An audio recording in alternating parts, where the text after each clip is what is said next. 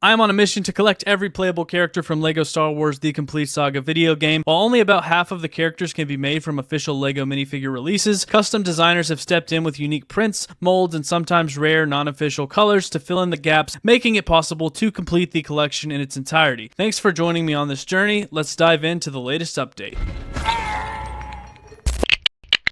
Dagobah Luke Skywalker. This is a custom pad printed minifigure on all official LEGO parts sent to me by Bosk Customs. So LEGO did make a Dagobah style Luke in the early 2000s/TCS era. However, they never made this specific style with the flesh tone skin. This is the exact same print of the official LEGO version, just with the flesh tone color for the collar area and upper chest areas on each side of the torso, with the flesh tone arms and custom TCS icon style head print with much more accurate eyebrow coloring than the other custom Luke heads I have gotten, and I will get back to that topic shortly in one of the upgrades I'm doing in this video. But I think this is a great Dagobah Luke design, and I love how closely it matches the official LEGO figure. The Dagobah level in the Complete Saga is one of my favorites, and it really captures the dark and eerie vibe of the planet from Empire Strikes Back. Some levels in the game did a great job at capturing the essence of certain scenes from the movies, locations, and characters, and I think that level is a great example of this. The one issue here is that in the Complete Saga, Luke actually does have a gray backpack with printed elements that I will add when I find one. But anyways, before I go on to the next two figures I will be adding to the collection, I do have a couple of upgrades I'd like to make first. So here are the Secret Plans level Leia and the Return of the Jedi Luke. The first upgrade I will be making is on the Luke head. So after editing the video and seeing the eyebrow color on the Nishi Customs head print, and after reading many of your comments also addressing this, I decided it was not up to my standard of accuracy for Luke minifigures. It's just too bright and orange, which is a shame because I had ordered around 8 of these heads to use. However, I think Bosk Customs Luke head has a much more accurate color for the eyebrows, and I would like all of my Luke Skywalker TCS minifigures to be consistent, meaning I don't want to have one version of a Luke head on one minifigure and a different head for another. I let Bosk Customs know I was considering this. He actually sent me over 9 of his Luke Skywalker pad printed heads, which solves my issue of consistency here. So I am going to simply swap the Return of the Jedi Luke head with the new head print, and in my opinion the color looks much better and is less jarring to see. I think this color matches the actual color we see in the game so much better. Next up, for the Princess Leia, I initially had the 20-year anniversary Leia figure as a placeholder in the collection display, but I have since received the normal release of this figure that also has the more TCS accurate face print with the thicker lip and eye prints. So I'm simply swapping out the 20-year anniversary figure for the base version of this figure. And speaking of Princess Leia, I have 2 more to add to the collection, starting with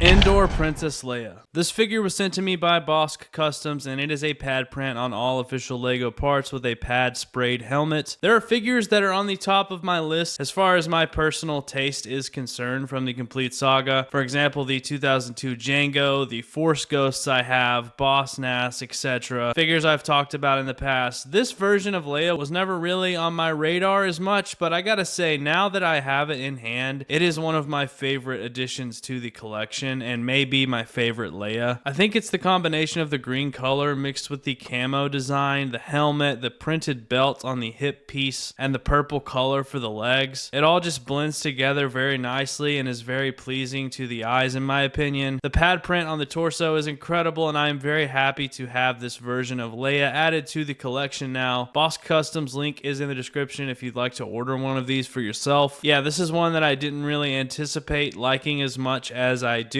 because it never really stood out to me in the game, but again, having the figure in person now makes me feel a lot different about this version of Leia from the game. Now let's move on to Hoth Princess Leia. We have a Leia heavy episode, and I am all here for it. This is an official LEGO Princess Leia, and I think it matches her appearance on Hoth very well. Again, anytime LEGO actually made an exact version of a minifigure that was chosen for the Complete Saga video game, I am very satisfied. I don't really have too much to say about this one, to be completely honest. As far as the Leias in TCS are concerned, I think this is one of the more underwhelming ones. So these are the 3 new additions that will be added to the collection. We have the Dagobah Luke Skywalker, the Indoor Princess Leia and the Hoth Princess Leia. Let's go ahead and move them over to the display case, where today we are going from 45 to 48 out of 126 playable characters from the complete Saga video game. Let me know what you think about these new additions, and let me know which figures you look forward to seeing. As always, thank you so much for stopping by the channel. Feel free to subscribe to the channel, give this video a like, and I will see you all in the next one. As always, I'm Jake with Skywalker Studios. Keep collecting, care for your mind, and may the Force be with you.